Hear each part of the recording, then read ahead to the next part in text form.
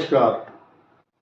सभी 12 राशियों के दर्शकों का बहुत बहुत स्वागत। आज हम सूर्य ग्रहण की चर्चा करेंगे क्योंकि सूर्य ग्रहण का जो बहुत जोर से हल्ला या इसकी चर्चा हो रही है पूरे विश्व में, और ये जो अभी अभी चंद्र ग्रहण गया है इसके और सूर्य ग्रहण 15 दिन के अंदर अंदर ये जो बहुत बड़े विनाशकारी लीला और चमत्कार आप देख रहे हैं ग्रहों के, सूर्य और शनि की आपस में टकराव 180 डिग्री एक दूसरे को देखना। इससे पहले आप देख रहे थे कि 13 सितंबर को मंगल का परिवर्तन हुआ था।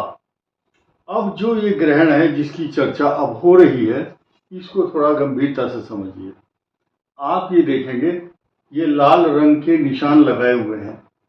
ये जो 6 राशियां हैं ये महाशक्ति का स्वरूप है, यानी कि जब ग्रहण होता है उस समय विशेष जो अच्छी शक्ति प्राप्त कर रही है राशि, जिनके ऊपर से बुरे ग्रहों का प्रभाव नहीं है, उनको महाशक्ति का स्वरूप माना गया है।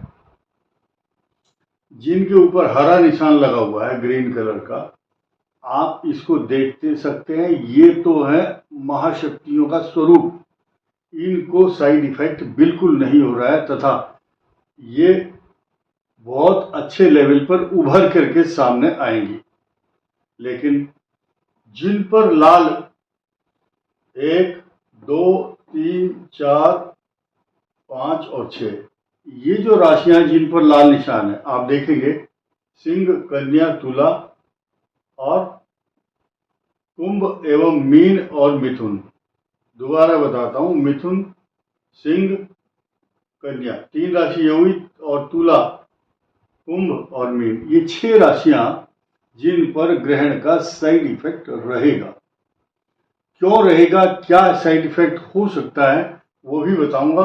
हरे रंग की जो राशियां हैं जिनको महाशक्ति का स्वरूप बताया गया है वो है मेष। ये महाशक्ति है, क्यों है ये बताऊंगा अभी।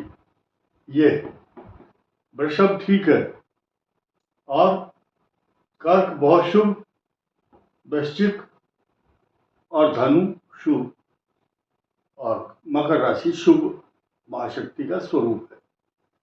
अब ये जो हल्ला है, ये बहुत जो चिल्ला चिल्ला करके लोग बोल रहे हैं, मैं आपको स्पष्ट शब्दों में बताऊंगा कि भारत के अंदर इस ग्रहण का कोई साइड इफेक्ट नहीं है, ना सूतक काल है, ना गर्भवती महिलाओं को इसका कोई साइड इफेक्ट होने वाला है।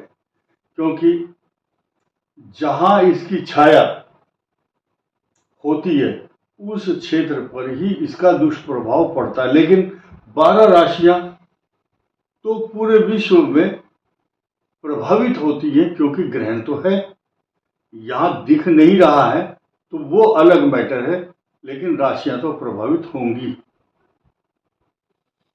अब आप ध्यान दीजिए, ये यहां जिसके अंदर लाल ये राउंड शेप में लगाया हुआ, इनकी चर्चा करते हैं। यहां से शुरू करेंगे मिथुन से। मिथुन के लिए चतुर्थ भाव में चौथा, 8वां, 12वां चंद्रमा अच्छा नहीं होता, इसलिए इनका सुख और चैन ये छीनता है, इसलिए मिथुन के लिए अच्छा नहीं है। और इसी के साथ साथ जो मिथुन राशि वाले माता पिता जिनके यहाँ संतान होने वाली है, उनको अपने संतान के प्रति चिंता अवश्य रहेगी, लेकिन नुकसान कुछ नहीं होगा। ध्यान दीजिए, क्योंकि बृहस्पति की दृष्टि आपके संतान भाव पर भी है। दूसरा, सिंह राशि के ऊपर, इसको बोलते हैं डबल मार। पहली बात तो यह है कि सिंह राशि पर चंद्रमा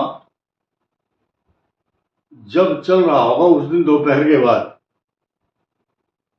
फिर ग्रहण होगा उत्तरा फाल्गुनी नक्षत्र पर, और केतु चंद्र का ग्रहण योग बनेगा, और इनकी ढैया भी चल रही है शनि की। अष्टम शनि और सप्तम राहु, बृहस्पति देख नहीं रहे हैं, और बस एक ग्रह इनको फेवर कर रहा है, वो है मंगल ग्रह, जो कि शुभ प्रभाव देता है, जिसकी वजह से आप बचे रहेंगे।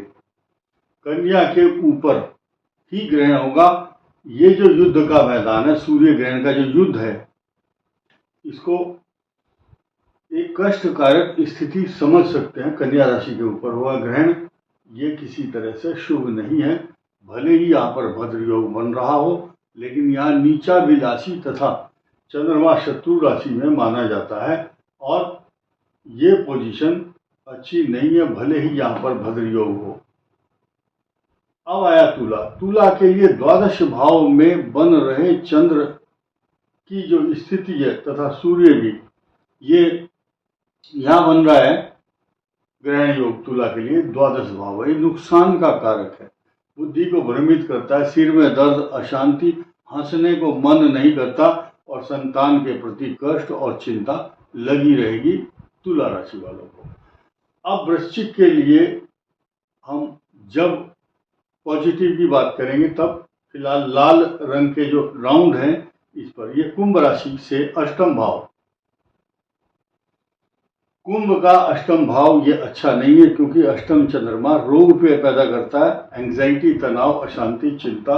कुंभ के लिए ये जलचर राशि है और चंद्रमा मन सो जाता है। चंद्रमा आपका एक स्थान पर आपको, आपके मिजाज को, आपके स्वभाव को, मन को विचलित करता है, तो कुंभ के लिए भी ठीक नहीं है। मीन का जो दाम्पत्य जीवन है इसको कलुषित करता है और मैरिज लाइफ में उतार चढ़ाव, छोटी छोटी बात ही विवाद का कारण बन सकती है। अगर बोलने में आपने सावधानी नहीं रखी तो सावधानी हटी और दुर्घटना घटी, अर्थात आपके पारिवारिक जीवन में क्लेश उत्पन्न करने वाला ये शनि चंद्रमा को देखता है तो विषैली दृष्टि है। शनि का पिता पुत्र का आपस में दृष्टि डालना ये मीन के लिए अच्छे संकेत नहीं है। इसलिए किन राशियों को खराब ग्रह फल देगा, किन को अच्छा, ये 6 राशियां खराब हैं जिनके ऊपर लाल निशान है और जिनके ऊपर ग्रीन कलर का निशान है वो सुख और समृद्धि की परिचायक बनेंगी। नंबर 1 मेष राशि, आपके लिए 11th हाउस का लॉर्ड शनि है, लेकिन यहाँ पर राहु भी है। यहाँ से छठे भाव में चंद्रमा रहेंगे ग्रहण के वक्त। मेष के लिए शुभ। वृषभ के लिए 11th house Shani, 11th house Shani के बाद पंचम भाव में चंद्रमा और सूर्य और सेकंड हाउस में जो बृहस्पति, ये स्थिति आपके लिए पॉजिटिव है। कर्क के लिए तीसरे भाव में चंद्रमा और भाग्य स्थान में होगा इनके शनि और धन स्थान में चंद्र केतु का योग शुभ फल प्रदान करेगा। वृश्चिक के लिए अचानक धन देने वाली स्थिति है। कारण क्या है कि आपके एकादश भाव में 3-4 ग्रह एकदम अचानक आपको बहुत अच्छा लाभ देने के लिए आतुर रहेंगे, इसलिए वृश्चिक के लिए अच्छा परिणाम होगा। भले ही चतुर्थ भाव में राहु चल रहा है, ये सुख के साधन को छीनता है लेकिन आमदनी और स्वास्थ्य ठीक रखता है। और पंचम शनि भी आपके लिए अशुभ परिणाम नहीं देता है। अष्टम गुरु यहाँ खराब है लेकिन इसकी धन स्थान पर यहाँ दृष्टि भी है, वृश्चिक का जो धन स्थान है। अब धनु के लिए सप्तम भाव, ये ग्रह खुद अपनी राशि को देखता है और भले ही ढैया चल रही है आपकी शनि के कारण, परंतु इसके जो साइड इफेक्ट है वो खराब नहीं होंगे क्योंकि ये जो बृहस्पति और मंगल की यहाँ से 11th हाउस शनि के जो स्वभाव प्रभाव लक्षण है वो अलग है, लेकिन मंगल के जो लाभ है वो ज्यादा है। इसीलिए इस शनि के साइड इफेक्ट के डर से आप अपनी जो अपॉर्चुनिटी है उसको नहीं खो सकते। अब यहाँ नवम पंचम का राजयोग भी धनु के लिए बना हुआ है क्योंकि बृहस्पति की दृष्टि आपके इनकम हाउस पर है। इनका जो इनकम हाउस है वो ये है। तो ये राशियां शुभ फल प्रदान करने वाली है धनु तक। अब मकर लास्ट राशि है क्योंकि शुभ राशियों में से ही है। अब यहाँ से देखिए पराक्रम भाव, वेरी गुड शनि, यहाँ से सेकंड हाउस धन का स्वामी, ये बहुत शुभ परिणाम देगा क्योंकि गुरु का यहाँ पर नवम पंचम योग बन रहा है। मकर के लिए ये अष्टम चंद्रमा होगा 21 तारीख को दिन में, लेकिन रात्रि में भाग्य स्थान में आ जाएंगे। ये चंद्रमा, ये ग्रहण मकर के लिए अशुभ फल नहीं देगा, और साथ ही साथ मकर के लिए 10th हाउस में मंगल भी आपके लिए पॉजिटिव बनेगा। इसलिए इनका नाम दिया है महाशक्ति का स्वरूप। ये जो 6 है, ग्रीन कलर का यह टिक लगाया हुआ है, ये इस ग्रहण के अवसर पर इन राशियों को पॉजिटिव अच्छे परिणाम मिलेंगे। और महाशक्ति इसलिए स्वरूप बनेगा क्योंकि आपका कोई बाल बांका नहीं कर पाएगा। बाकी जो 6 राशियां हैं, ये मिथुन, सिंह, कन्या, तुला और कुंभ, मीन, इनके लिए सचेत और सावधान रहने की आवश्यकता होगी। और खास तौर से जब सूर्य ग्रहण होता है, अपने इष्ट देवता, कुल देवता, पितृ देवता, देखिए रामचरितमानस का पाठ कर सकते हैं, गीता का पाठ कर सकते हैं, गणेशाष्टक स्तोत्र, मधुराष्टक, विष्णु सहस्त्रनाम स्तोत्र तथा आदित्य हृदय स्तोत्र। सबसे ज्यादा प्रभावकारी मंत्र इस दौरान सूर्य का मंत्र होना चाहिए। ओम सूर्याय नमः, ओम भास्कराय नमः। सूर्य के जो पर्यायवाची मंत्र हैं, उनका जाप करना आपके लिए शुभत्व प्रदान करने वाला होगा। और जब ग्रहण समाप्त हो जाए, सफेद वस्तुओं का दान इसलिए जरूरी है क्योंकि ये जो पीड़ा पहुंच रही है सूर्य की, शनि से दृष्ट और सूर्य शनि एक साथ हैं, इसलिए जब सूर्य का दान करते हैं तो चंद्रमा का दान भी करना चाहिए। सफेद वस्तुएं, सफेद वस्त्र, दूध के प्रोडक्ट, अन्न, आटा, चावल, ये दान कर सकते हैं। इस वीडियो में इतना ही। धन्यवाद, नमस्कार।